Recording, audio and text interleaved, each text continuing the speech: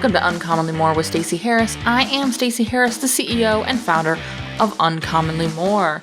Uncommonly More is a contract marketing department for female-owned brands ready to build a bigger impact. Our team supports leaders who want to market with integrity and share their message their way. With a focus on people first, the team supports clients by building strategies that support growth. Essentially, we do uncommonly more. And here at the show, we're talking about podcasting and content marketing and digital marketing strategies and social media marketing and all sorts of other things you need to know now to make a bigger impact with your business, either on your own or with the support of a team. I think we should just get into it now though. So let's get started. Hello, episode 512. And we're going to talk about sound quality today. And I'm going to work really hard at not being nerdy. Wish me luck.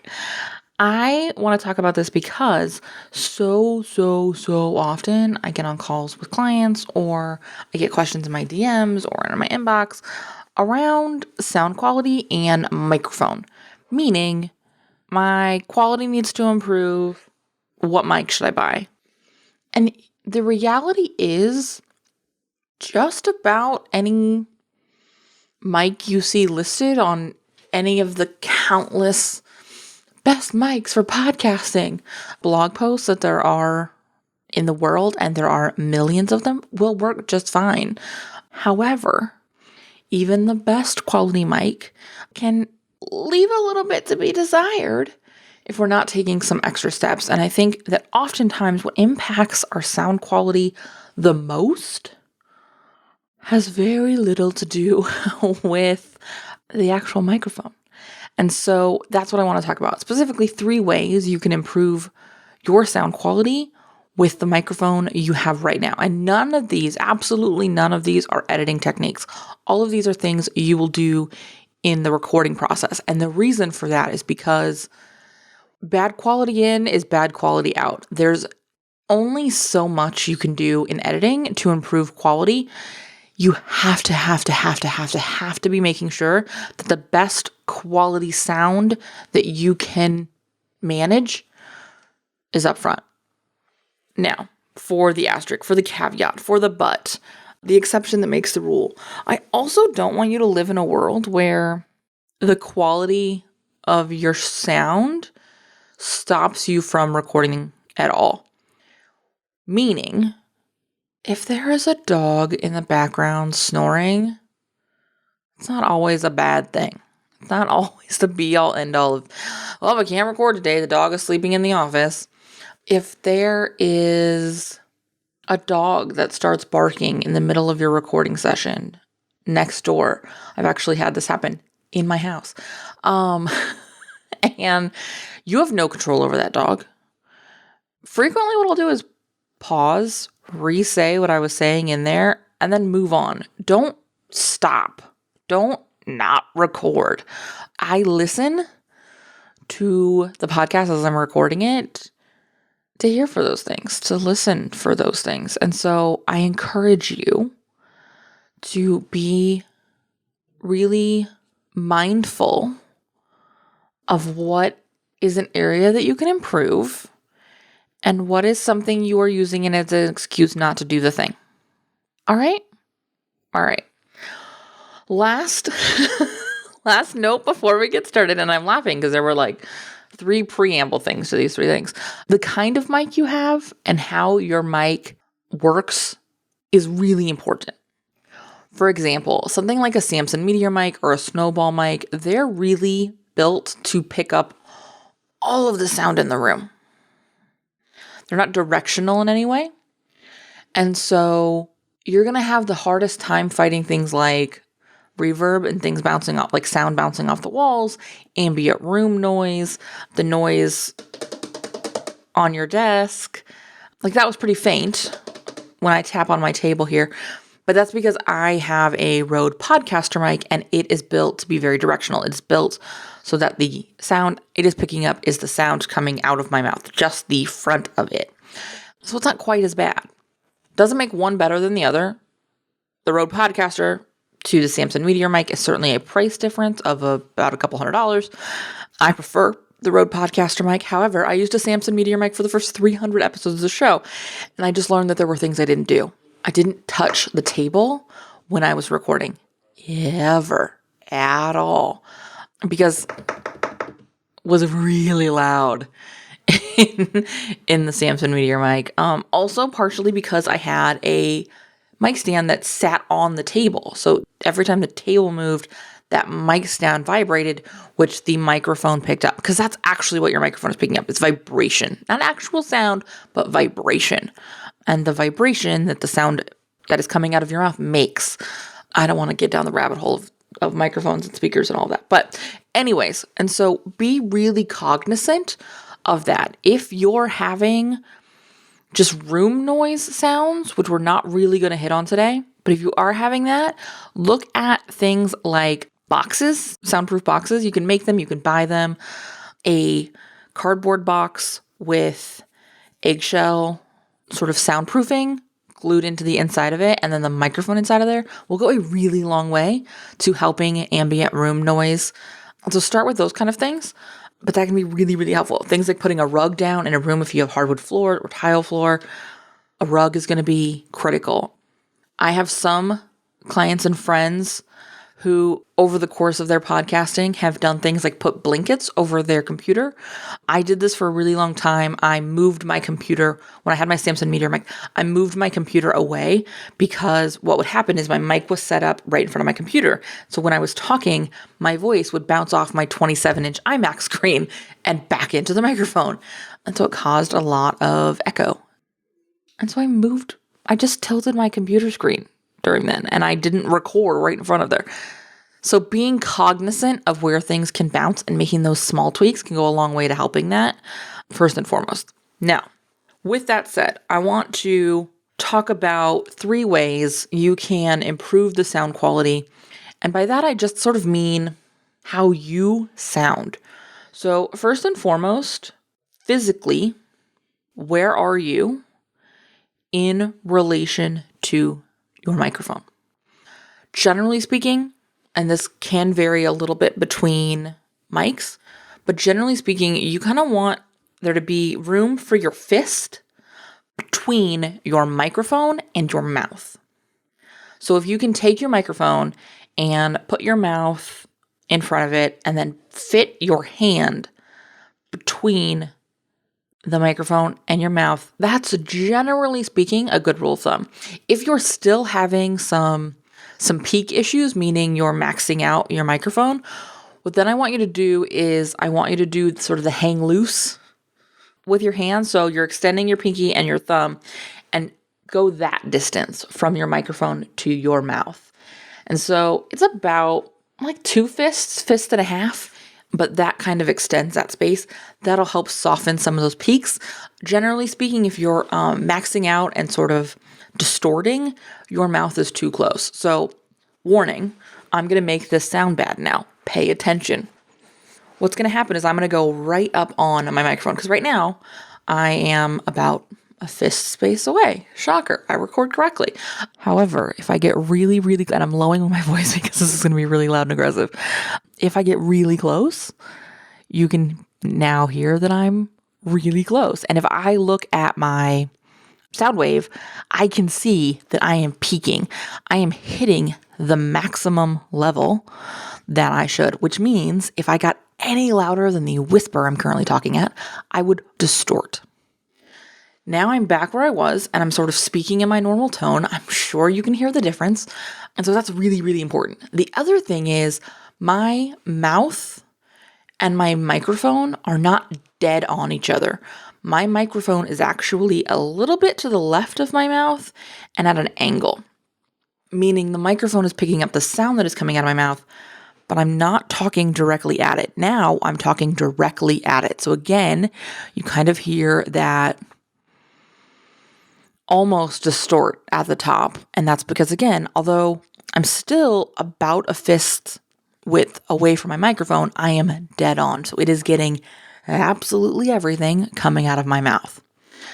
So here we are back to normal. And you can tell sounds a little better, sounds a little more like I should be sounding.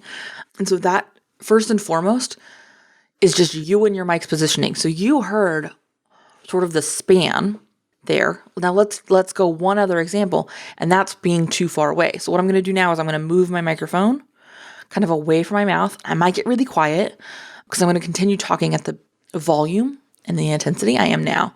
So here is my microphone too far away. Basically like, I don't know, 3 fists. So what's that like? I don't know, probably like a foot away. All right, so there you can hear now, I sound kind of far away. I sound kind of in the distance. I'm still talking at the same range.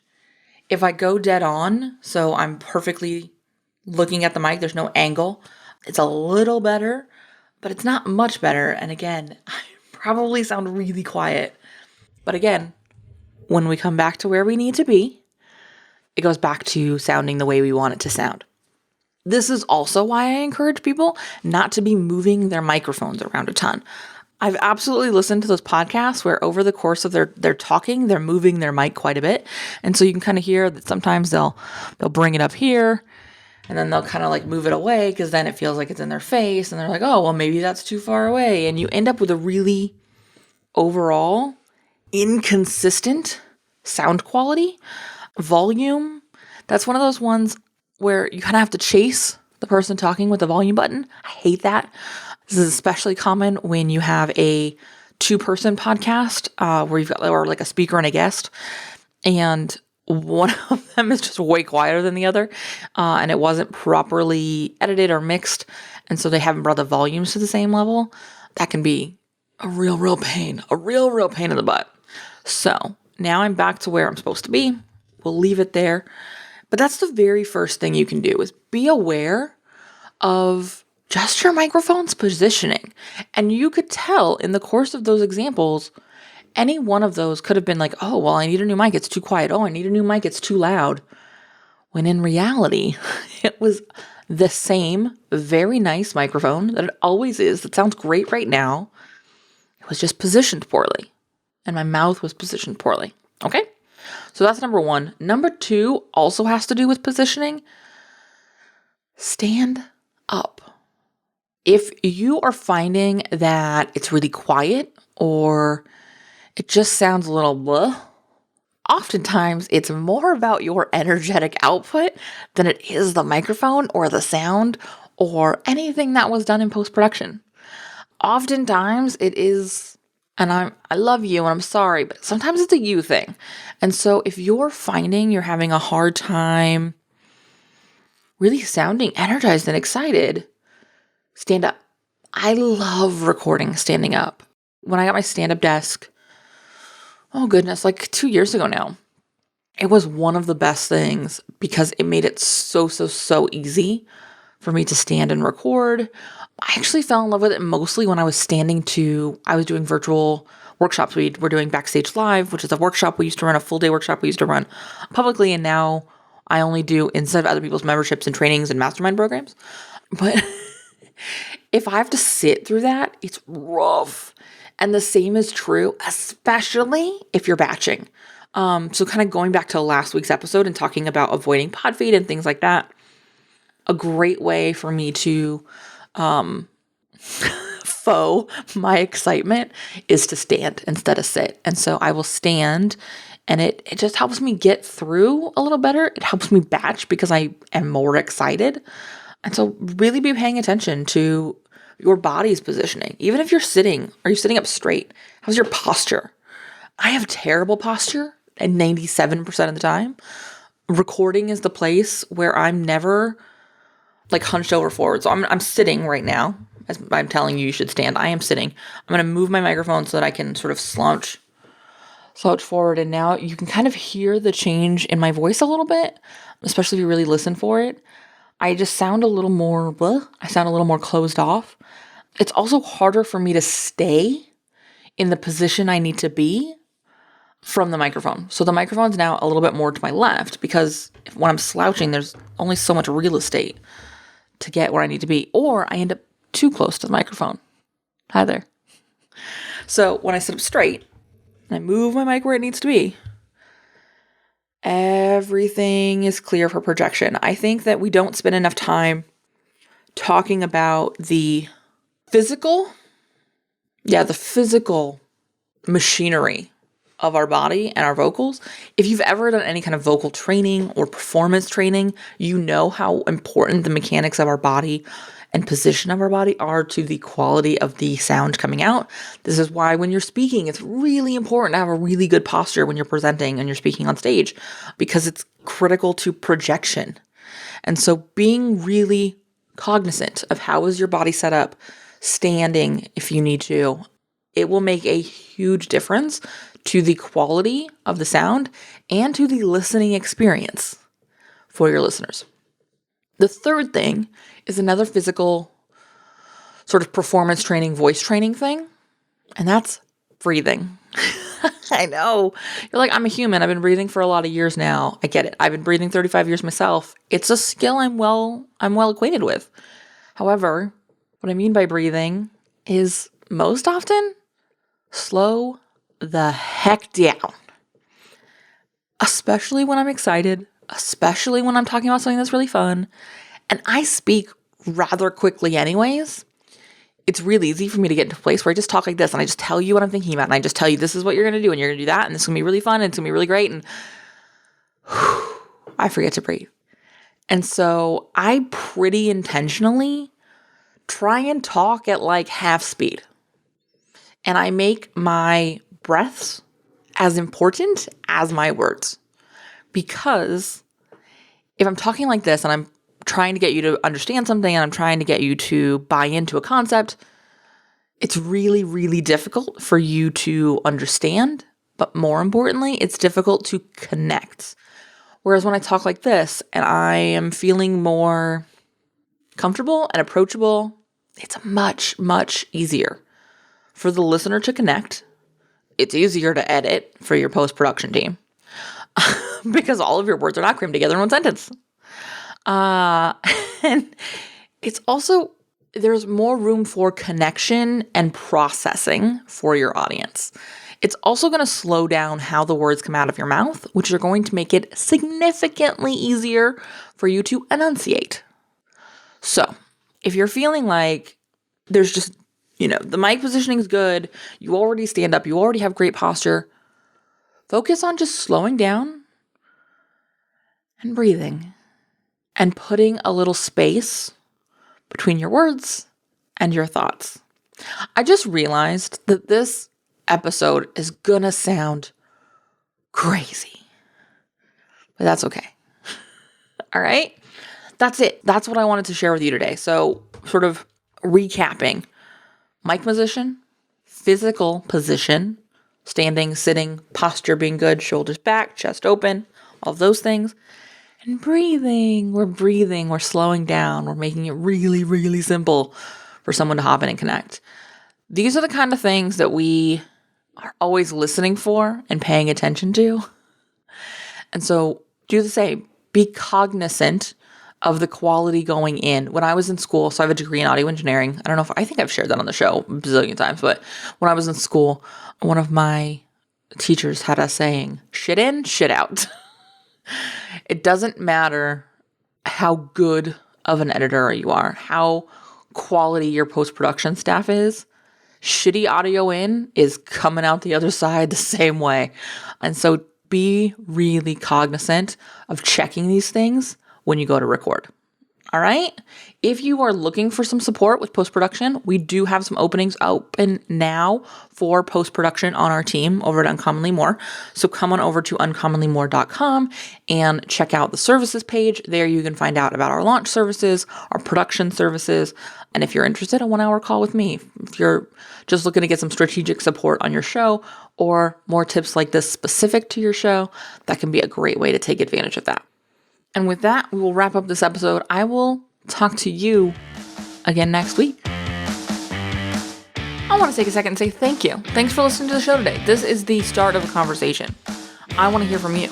So come on over to Instagram or LinkedIn or Facebook or wherever. If you're subscribed to the email, hit reply on your email and say, hey, let me know how the show is going to manifest itself in actions and implementation for you, because that's really why I do this. It's just so that you can do things.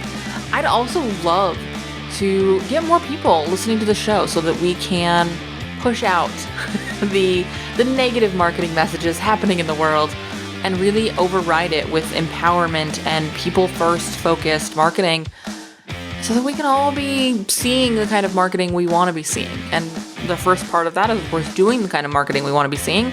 The second part of that is helping everybody else do it too. And so share the show. And of course, leave a rating and a review for the show. If you head over to ratethispod.com/more, MORE, you will find an easy link to leave a rating and a review on a couple of different platforms, whatever platform you want to share it with. I would appreciate it. Really only takes a minute. Also, if you are interested in getting support from my team, sitting down and chatting with me, head over to uncommonlymore.com. That's where you'll find all the resources we talked about today, full transcript of this show and every show we've done before, and all the shows we do coming forward, right? It's a great way to stay connected. It's a great way to find out exactly how we can support you. So your next step, of course, is to head over to uncommonlymore.com, and I will see you next week.